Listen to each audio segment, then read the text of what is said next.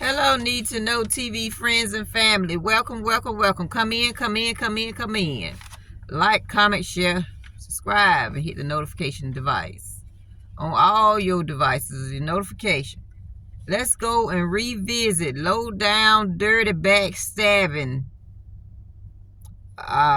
family members. You know, when they doing stupid stuff, you don't even want to call them family. We're gonna have a story time about why do people bite the hand that feeds them. Some people will ask for things and they should just go somewhere else and ask, but they feel like you have a surplus, you have extra stuff, so they feel like, let's just ask this person, let's just ask that person. So that's what they go and do. They see you got a lot of something and they want it. They don't want to get out here and do what everybody else do and just wait their turn and wait till they credit right and wait till their income right. They want to watch what you got. So I'm going to tell you a story about a man. He had sisters and brothers, but he was the uncle in the family that didn't have any kids. He was the one that stayed busy. He had multiple jobs. He worked on motorcycles. He worked on cars.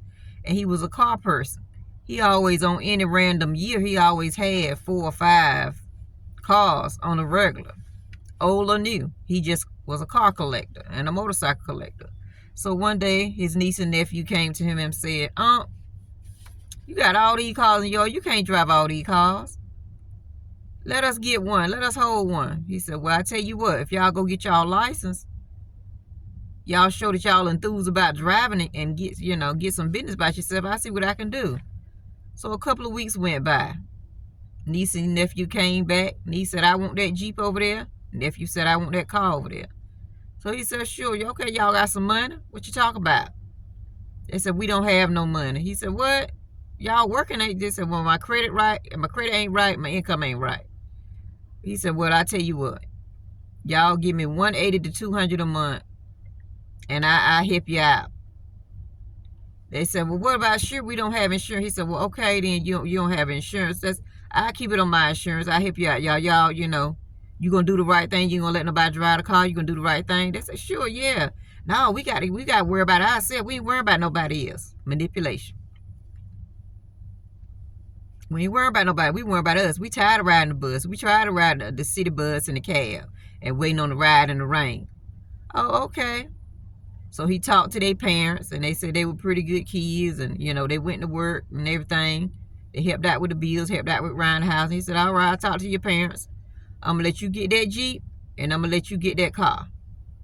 Y'all bring my money on time every time and sign this contract. I'm giving you a year and 6 months to pay it off. $3,000 from both of them. $3,000 for the car, $3,000 for the Jeep. They said, yes, thank you, Unc. They went on about their business. A couple of months went by. Nephew got in an accident. Called Unc. We done hit something out here. He said, where you at? They said, we need a tow truck. Then you say you have insurance? He said, yeah, I have insurance for me and for that car. Y'all ain't know my insurance. What kind of mess is that, man? What kind of mess is that, Unc? What'd he do? That boy left that car on the side of the road, 6 hours away from Unc. Unc went and got the car. The insurance said the car was totaled out, wasn't no good. Boy went to the chiropractor and went to every doctor you can name because somebody told him he'd get some money by being in that accident. I said, no, you won't get nothing off my insurance. Sorry, you won't own my insurance. I told y'all that from the gate. A couple of months down the road, niece got in an accident. I said, what's going on? She said, well, I got in an accident. I was too tired, so I let my boyfriend drive. He burned into somebody. They pulled the car on the side of the road. A couple weeks later, insurance said that car was towed. Niece and nephew got up, started talking to each other, came up with a plan to get their money because they felt like they was owed some money. Why back the hand that feeds you, people? Why back the hand that feeds you? Niece called and said, hey, my name is Miss West. I'm his wife. I want to know when y'all gonna cut that check. We already sent you a check, ma'am. We sent it to your husband. You should already have had that check. The car was totaled out. Nephew called. Tried to get the same information and act like he was Mr. West. Different day, different time. They wanted some money from their uncle. Their uncle tried to help them, but they contact and act like call the insurance company. How they got insurance information, I don't know. Maybe the man left it in the car. Don't know. But the moral of this story is, why bite the hand that feeds you? These family members can be just as low down and dirty as a person. If you got family like that, get these folks away from you. All you need to do is stop letting people get your cars, your house, your whatever. If they ain't got the cash, tell them bye. They ain't got the credit, tell them bye. They ain't got the income, tell them bye. You don't do business like that. You need to get these low down, dirty, scandalous family members away from you, because they just as worse. They could be your own worst enemy. They'll pull you down and try to sue you when you trying to help them.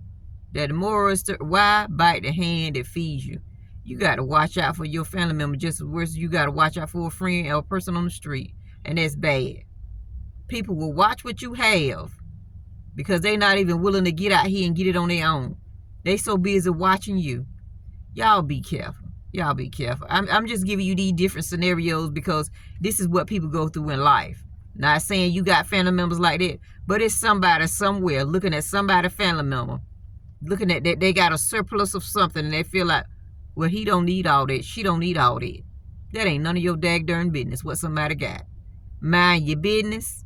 Get your own mess. Get your own bag and stop worrying about what somebody else got. Thank you for joining me. I hope you're learning something.